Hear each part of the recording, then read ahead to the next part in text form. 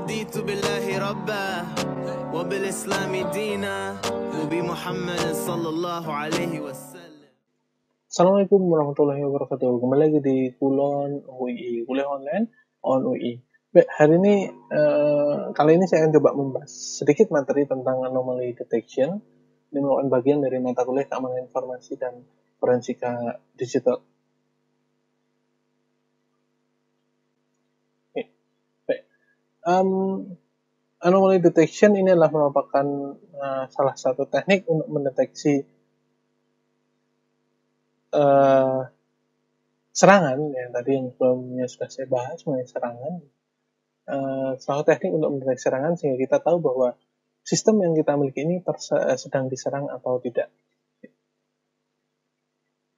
Materi ini seperti biasa, materi ini saya adopsi dari beberapa slide. Yang pertama ada dari Stephen M. Belovin dari CU, California University, dan Matsusaki Yoshinobu itu dari Internet Initiative Jepang. Oke, apa itu anomaly detection? Ya. Nah,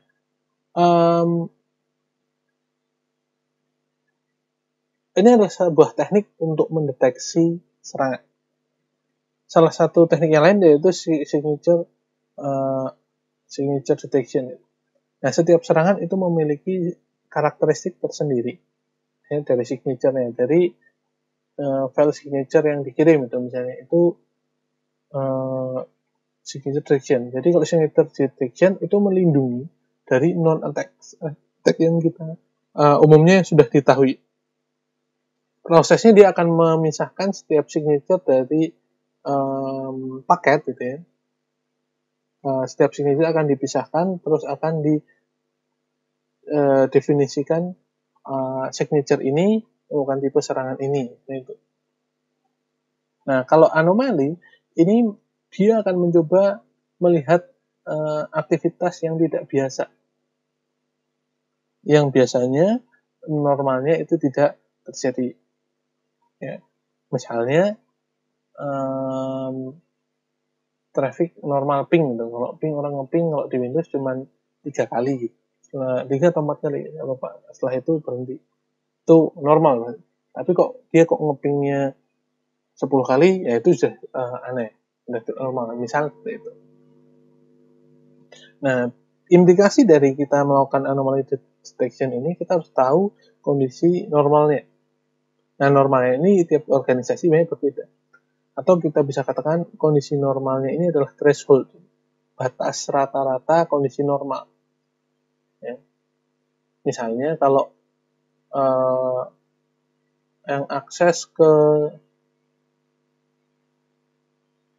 menggunakan WiFi UI Connect gitu, yang akses ada 10 orang per hari, itu normal. Kalau ada 20 orang, nah berarti tidak normal. Nah, ini termasuk juga anomaly detection. Nah, ini misalnya dalam sebuah file gitu ya, dalam sebuah sistem komputer, normalnya adalah semuanya berwarna biru. Ada satu biru muda dan ada satu biru yang ada garisnya lebih tebal gitu ya, di sisinya garisnya lebih tebal. Tapi ketika infeksi itu ada yang hitam, ada yang garisnya tebal banget, dan ada juga yang ukurannya lebih besar. Nah, ini anomali. Jadi termasuk anomali. Sehingga ini proses deteksi anomali. Nah, ini contoh-contoh lain. Nah, biasanya ada massive incoming traffic. Jadi ada traffic yang masuk dalam jumlah yang sangat banyak. Itu bisa ada dua kemungkinan. Yang pertama, memang dia sedang ada security update. Misalnya kalau Windows update itu jumlahnya itu sangat banyak, dia perlu download file yang cukup besar. Atau memang sedang ada DDoS. Jadi ada dua kemungkinan. Nah, itu yang perlu kita lakukan anomaly detection. Ini anomali. Nah, kita perlu klasifikasi di situ. Atau ada outbound traffic yang nggak biasa, jadi besar ukuran outbound traffic.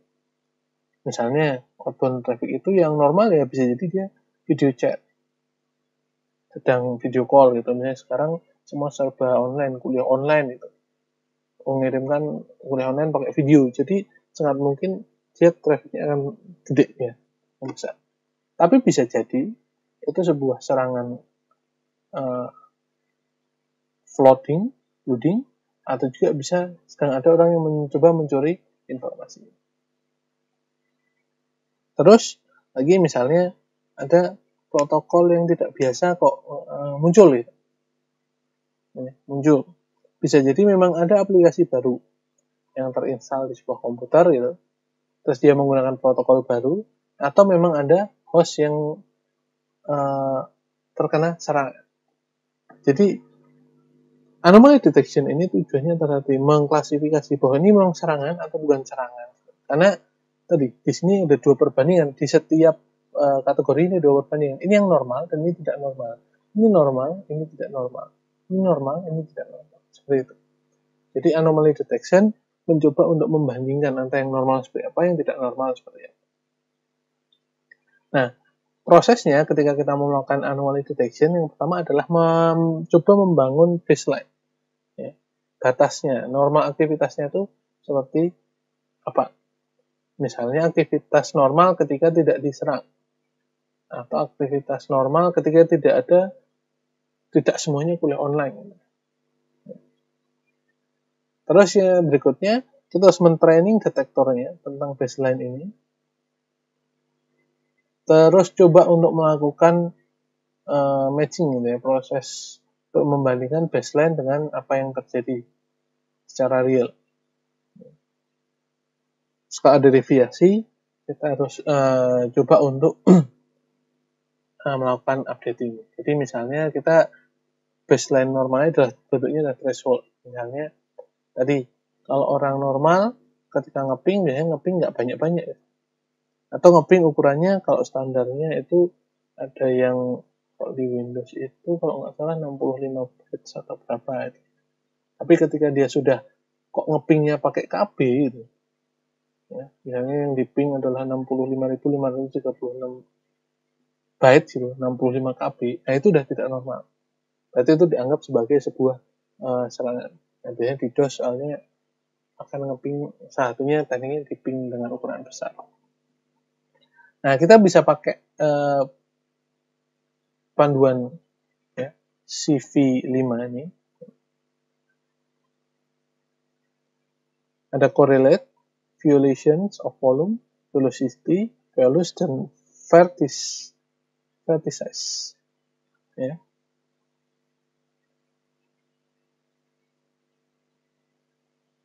Nah, kita mengkorelasikan dengan sesuatu yang sudah jelas dari normal ya. Okay. Terus violation adalah sesuatu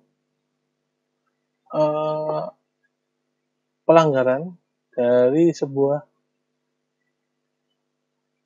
standar normalnya tadi. Nah, itu seperti apa? Nah, kita harus bisa memodelkan bahwa itu violation atau bukan. Misalnya kayak tadi, update dengan DDoS, itu kan hampir mirip gitu. Ya. Nah, volume and velocity itu adalah standar untuk mengukur flow behavior. Jadi, berpikiran bahwa itu adalah sebuah jalan tol. Itu jalur yang sangat cepat. Jadi kita harus lihat volumenya dan kecepatannya. Kalau kecepatannya cepat dan volumenya juga padat, itu artinya kondisi mungkin jadi kondisi normal. Kan kalau volumenya padat, kecepatan lambat, bisa jadi tidak normal. Nah, ini seperti itu. Terus value-nya. Ya. Ini biasanya dianalisis pada kontennya atau paket head-nya atau datagram-nya atau email bodies, URL, variabel, ya itu di value. Nah, jadi melakukan anomaly detection tadi di levelnya value.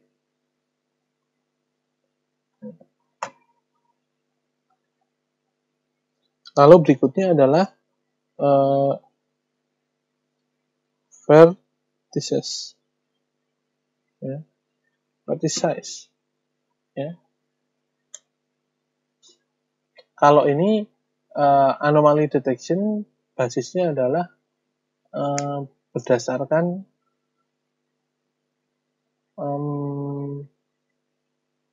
konektivitas antar entity, misalnya ada IP address, MAC address, port, seperti itu. Ya. Jadi dia akan mencoba menghubungkan, biasanya IP address ini memang biasanya karakteristiknya menyerang gitu. Atau misalnya umumnya attacker menggunakan jaringan Tor misalnya. Nah, itu berarti ketika kita sudah bisa ada akses dari jaringan Tor, berarti kita akses dari jaringan Tor yang cukup sering itu bisa kita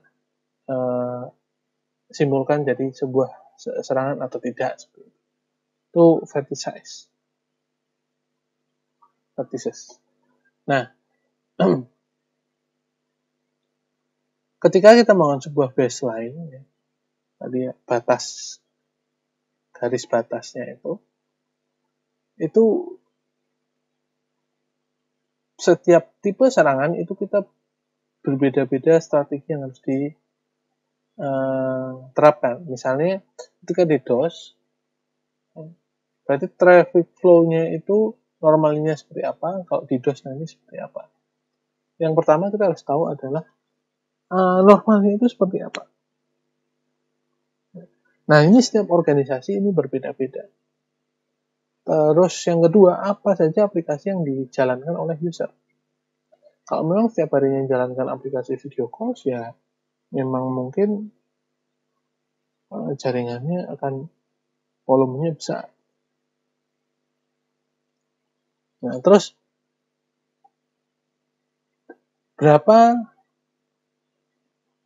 byte gitu ya setiap file yang lewat di jaringan tersebut, distribusinya seperti apa. Nah, terus misalnya contoh kalau di Word dokumen yang terinfeksi dengan shellcode, ya biasanya dia punya bytecode yang lebih banyak ya, daripada normal machine code seperti itu. Ya. Ingat, catatan di sini setiap organisasi itu bakal punya behavior yang berbeda-beda. Normal behaviornya bakal beda-beda. Ya. Tergantung dari organisasinya.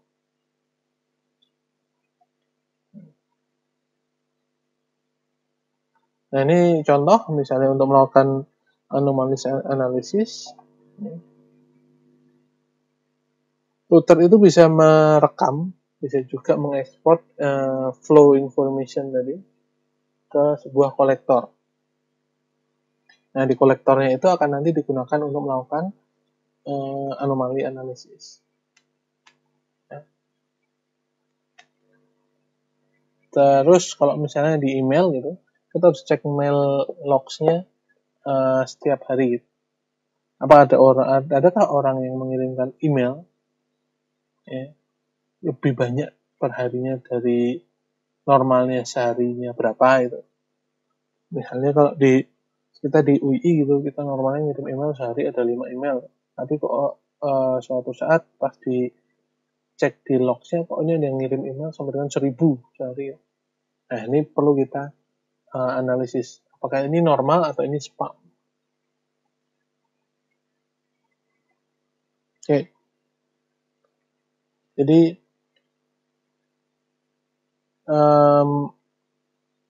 macam-macam contoh-contoh dari proses anomaly detection ini. Ya. Misalnya kalau di email ada orang yang mengirimkan file gitu, 1600 halaman PDF. Ya. Itu juga bisa jadi nggak biasa. Ya. Karena kok 1600 halaman itu biasanya cukup banyak. Oke. Terus kalau di host itu anomaly detection-nya, aplikasi apa yang dijalankan oleh si host. Normalnya aplikasinya gimana, terus kalau ada yang tidak normal seperti apa.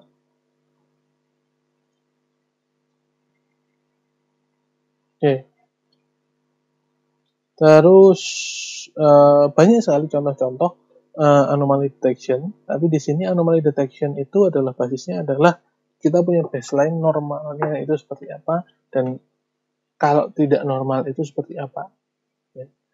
Jadi inilah salah satu teknik melakukan analisis di jaringan untuk mendeteksi sebuah serangan. Selain tadi ada signature, ini adalah salah satu teknik jika serangan itu tidak ada di signature base analysis. Karena kalau signature basenya udah ada. Oh, kalau serangan DDoS ini, kalau ini, kalau serangan B gini, seperti itu. Kalau anomaly analysis hanya melihat behavior, biasanya gimana, nggak biasanya gimana. Seperti itu. Oke.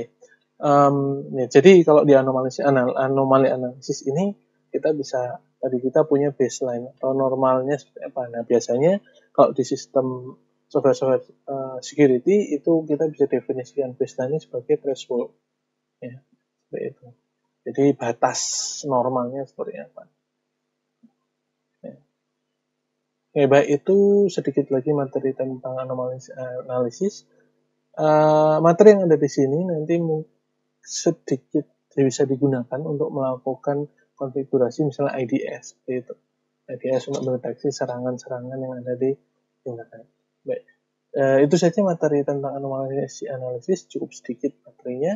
Kita ketemu lagi di lain kesempatan di kuliah online on UI, Kulon UII. Terima kasih, sampai jumpa.